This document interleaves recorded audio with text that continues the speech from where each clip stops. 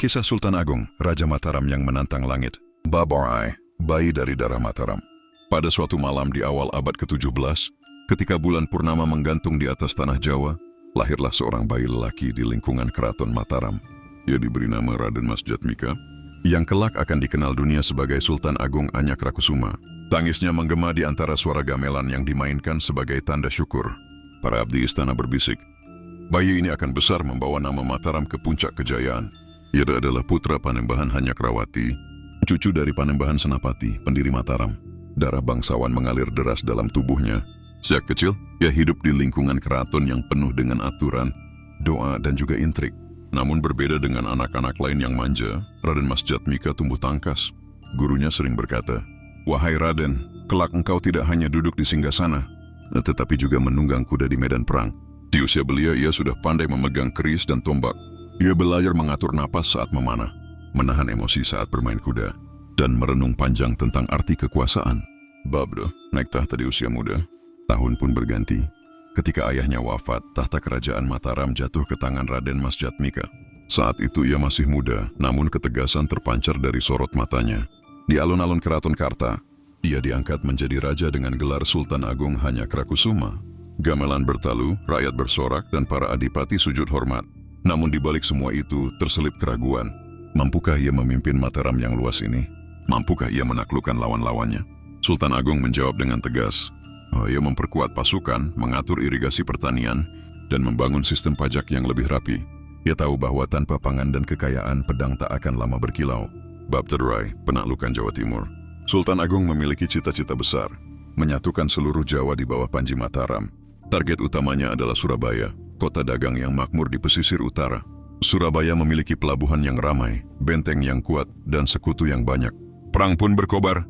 Tahun demi tahun pasukan Mataram mengepung Surabaya. Sungai Brantas menjadi saksi darah yang mengalir.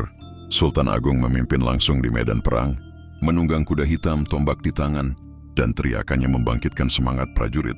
"Wahai Wong Mataram, Jawa harus satu. Jangan biarkan Surabaya meremehkan kita." Pertempuran berlangsung panjang. Bertahun-tahun rakyat Surabaya menderita kelaparan akibat blokade Mataram.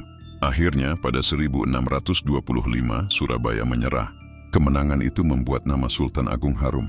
Dari pesisir timur hingga barat para adipati tunduk kepadanya. Pasuruan, Tuban, Gresik, Malang, Madura, hingga Cirebon jatuh dalam genggamannya. Namun Sultan Agung bukan hanya mengandalkan pedang. Ia mengikat pernikahan politik, mengawinkan putri-putri Mataram dengan para bangsawan. Dengan itu Mataram seperti pohon beringin yang akarnya menjalar ke seluruh Jawa. Bab Maber, bayangan VOC di Batavia. Namun di ufuk barat muncul ancaman yang lebih besar. VOC di Batavia. Orang-orang Belanda itu membangun benteng kokoh, bersenjata meriam dan memonopoli dagang. Mereka datang bukan sebagai tamu, melainkan penguasa. Sultan Agung menatap peta Jawa di ruang keratonnya. Tangannya mengepal. Tanah Jawa bukan untuk dijajah bangsa asing. Selama aku hidup, mereka tak boleh berkuasa di sini. Tahun 1628, ia mengirim puluhan ribu prajurit menyerang Batavia. Pasukan itu berjalan kaki berbulan-bulan, menembus hutan, sungai, dan rawa. Namun pertempuran itu berakhir pahit. Benteng Batavia terlalu kuat, penyakit dan kelaparan melanda prajurit Mataram. Banyak yang gugur tanpa sempat menembus dinding kota. Sultan Agung murka tapi tidak menyerah. 2 tahun kemudian, tahun 1630, ia mengirim serangan kedua. Kali ini pasukan lebih besar, strategi lebih matang. Namun sekali lagi, meriam VOC dan kapal-kapal mereka membuat Batavia tak tergoyahkan. Meski gagal, sejarah mencatat, Sultan Agung adalah Raja Jawa pertama yang berani menantang VOC secara langsung. Bab V, Sang Budayawan. Meski perang tak selalu berbuah kemenangan, Sultan Agung meninggalkan warisan yang tak kalah besar, budaya. Ia menciptakan kalender Jawa yang memadukan penanggalan Saka Hindu-Buddha dengan Hijriah Islam. Dengan itu, rakyat Jawa bisa tetap menjalankan syariat Islam tanpa meninggalkan akar tradisi mereka. Ia mendirikan makam Imogiri, kompleks pemakaman megah di perbukitan selatan Yogyakarta. Tempat itu menjadi pusara para raja Mataram hingga keturunannya di Surakarta dan Yogyakarta. Ia juga menjadi pelindung seni. Di masa pemerintahannya, wayang, gamelan, dan sastra berkembang pesat. Puisi-puisi mistis ditulis, gamelan diperdengarkan, dan wayang menjadi sarana pendidikan moral. Bahkan dalam spiritualitas, ia dipandang sebagai sosok yang menyatukan Islam dengan kejawen. Ia sering bermeditasi di bukit-bukit sunyi, namun juga sholat bersama ulama. Baginya kekuasaan dunia tak berarti tanpa kekuatan batin. Bab fiksi, senja yang penuh wasiat. Menjelang akhir hayatnya, Sultan Agung jarang memimpin perang. Rambutnya mulai memutih, sorot matanya tetap tajam. Namun suaranya lebih lembut. Ia sering duduk bersama para ulama dan pujangga, membicarakan masa depan Jawa. Kepada para bangsawan ia berpesan, jangan pernah terpecah. Jangan biarkan bangsa asing menanamkan akar di bumi ini. Bersatulah, karena hanya dengan persatuan Jawa akan tetap jaya. Pada tahun 1645, Sultan Agung wafat. Keraton berduka, rakyat menangis dan alun-alun sunyi. Jenazahnya dibawa ke perbukitan Imogiri, dimakamkan dengan upacara agung. Epilog, warisan abadi. Sultan Agung bukan hanya seorang raja penakluk, tetapi juga pemersatu dan budayawan. Ia menyatukan hampir seluruh Jawa, melawan VOC meski gagal, menciptakan kalender Jawa. Jawa membangun Imogiri dan mengangkat budaya Jawa ke puncak kejayaan. Rakyat mengenangnya sebagai Raja Mataram yang menantang langit. Yang dilakukan Sultan Agung dalam hidupnya. 1. Menyatukan Jawa. Sultan Agung menaklukkan banyak kerajaan dan kota penting seperti Surabaya, Pasuruan, Tuban, Gresik, Malang, Madura, hingga Cirebon. Surabaya menjadi lawan terkuat karena kekuatan dagangnya. Namun setelah perang panjang, akhirnya tunduk pada Mataram pada tahun 1625. Dengan jatuhnya Surabaya, Mataram menjelma menjadi kerajaan terkuat di Jawa, yang wilayah kekuasaannya hampir mencakup seluruh pulau. Selain kekuatan militer, Sultan Agung juga menggunakan diplomasi pernikahan politik dengan mengawinkan putri-putri keraton kepada para adipati atau bangsawan daerah, agar hubungan politik lebih kokoh dan pemberontakan bisa dicegah. 2. Melawan VOC Belanda di Batavia. Melihat VOC semakin kuat di Batavia, Sultan Agung memutuskan untuk menantangnya. Ia melancarkan 2 kali serangan besar ke pusat kekuatan Belanda itu. Tahun 1628, serangan pertama melibatkan puluhan ribu prajurit yang berjalan kaki dari Mataram menuju Batavia. Namun serangan ini gagal akibat wabah dan kelaparan.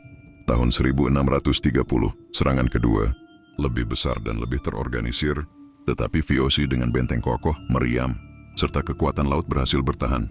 Walaupun tidak berhasil merebut Batavia, keberanian Sultan Agung menjadi simbol awal perlawanan bangsa Jawa terhadap kolonialisme Belanda, yang kemudian diwarisi oleh generasi berikutnya. 3. Membangun budaya Jawa. Sultan Agung dikenal bukan hanya sebagai panglima perang, tetapi juga pelindung budaya.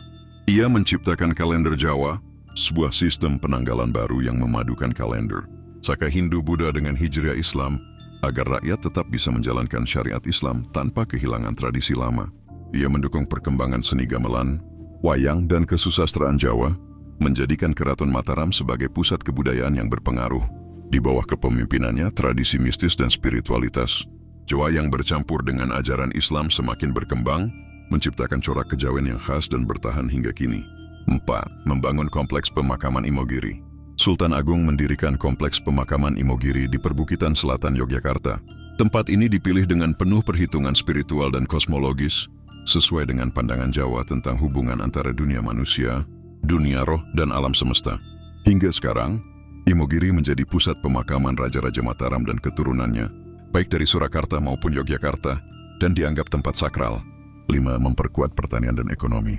Menyadari bahwa kekuatan kerajaan terletak pada pangan, Sultan Agung memperbaiki sistem irigasi agar sawah rakyat lebih subur dan hasil panen meningkat. Ia membangun jaringan persawahan baru, memastikan cadangan beras kerajaan cukup untuk menopang perang maupun kehidupan rakyat.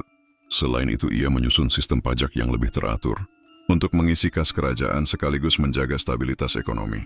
6. Mengokohkan Islam di Jawa. Sultan Agung berperan penting dalam memperkuat kedudukan Islam di Jawa, namun tanpa memutus tradisi lama. Ia menyatukan nilai-nilai Islam dengan tradisi Jawa, sinkretisme, sehingga agama Islam dapat diterima luas oleh masyarakat tanpa benturan.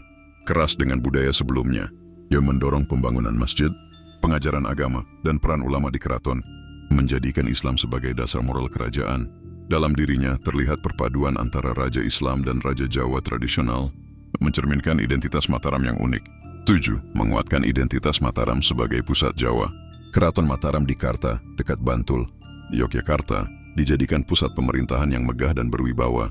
Dari keraton inilah Sultan Agung menata kekuasaan, mengirim pasukan, memutuskan hukum, dan mengatur jalannya kebudayaan.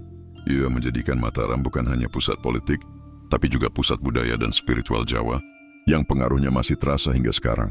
Warisan abadi Sultan Agung.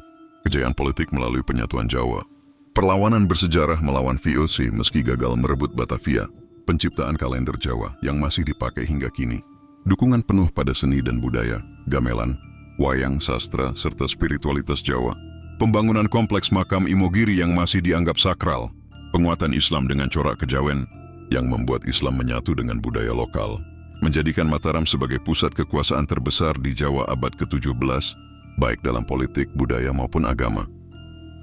Wayang, gamelan, dan sastra bukan sekadar hiburan. Itu adalah cermin jiwa Jawa.